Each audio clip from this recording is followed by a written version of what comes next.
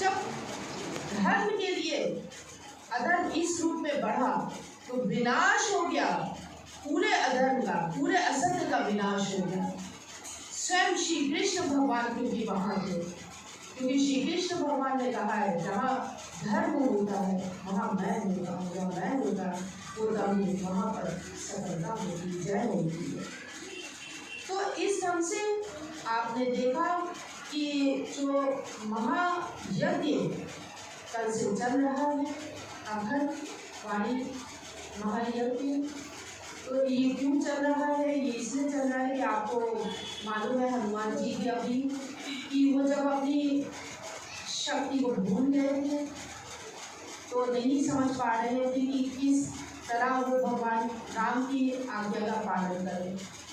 तो ऐसा होता है हमारे साथ कि जब आज भगवान हमारी खंड के रूप में, ज्ञान रूप में, शक्ति रूप में, गति रूप में हमारे सामने है, लेकिन ऐसा कई बार होता है कि हम संसार में खोने लगते हैं, भगवान के इस ज्ञान से दूर होकर हम भूल जाते हैं कि जिस संसार में हम खो रहे हैं वो संसार तो यहीं से आरंभ होता है, यहीं से तो शिशु आता है, यहीं बाल्य रूप आता है, यहीं से एक युवा रूप आता है, वृद्धावस्था पहुंचती है, मृत्यु से आरंभ होता है।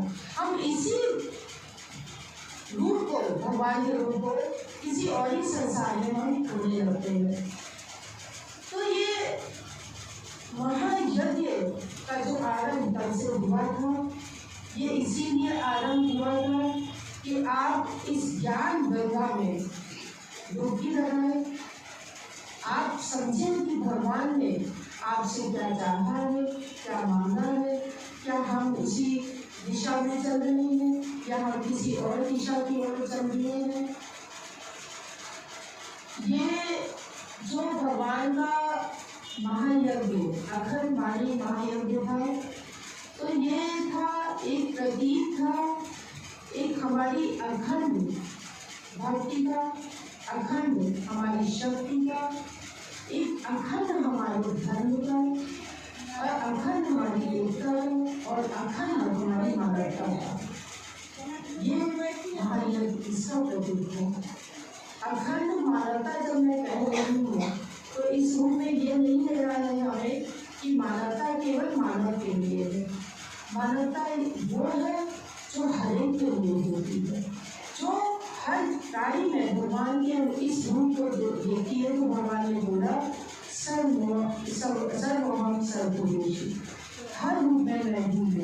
तो जब हर रूप में हम भगवान को देखते हैं तो हमें धैर्य नहीं होता है, हमें निराशा नहीं होती है।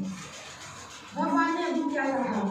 भगवान ने अभी ये कहा कि हम कहते हैं असुर, तो असुर तो इसी भय के रूप में हमारे अंदर पनप रहा होता है, इसी अनिश्चितता के रूप में हमारे अंदर पनप रहा होता है। जीवन वहाँ नहीं रुकता जहाँ हमें लगता है कि वो बाधा है, किसी भी रूप में है हमारे सामने। जीवन तब रुकता है जब हम भयभीत हो जाते हैं, जब हम चलना बंद हो जाते हैं, जब हम ईश्वर पे विश्वास करना बंद हो जाते हैं। जीवन वहाँ हमारा रुकता है, सफलता वहाँ हमारी असफलता में परिवर्तित हो जाती है जब हम स्वयं ही भय से रुक जाते हैं। अब आप जीवन को बहुत सुंदर बनाना चाहते हैं। अगर मैं उदाहरण दूं कि बगीचे में गुलाब होते हैं, माली उन गुलाबों को तोड़ता है, माला पिरोता है, सुंदर सी माला पिरोता है, हम भगवान पे वो माला चढ़ाते हैं। तो आपको क्या लगता है उस माली को कांटे नहीं चुभते होंगे? तो ये जीवन सुंदर अगर आपको बनाना है तो ये मत समझिए कि जीवन को सुंदर बनाने के लिए कहीं आपको संघर्षों का सामना नहीं करना पड़ेगा, कई बाधाओं का सामना नहीं करना पड़ेगा। संघर्ष भी आएंगी, बाधाएं भी आएंगी, लेकिन उन संघर्षों को, उन बाधाओं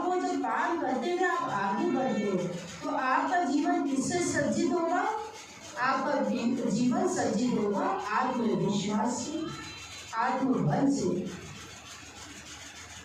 आपको कई बार लगता होगा कि जीवन में तो मेरे इतने रोग है, कष्ट है, बाधाएं हैं, संघर्ष हैं, और यहाँ बात धर्म की बताई जा रही है। धर्म का पालन तो हम तभी करेंगे ना जबकि जीवन इससे मुक्त होगा, बाधाओं से, संघर्षों से।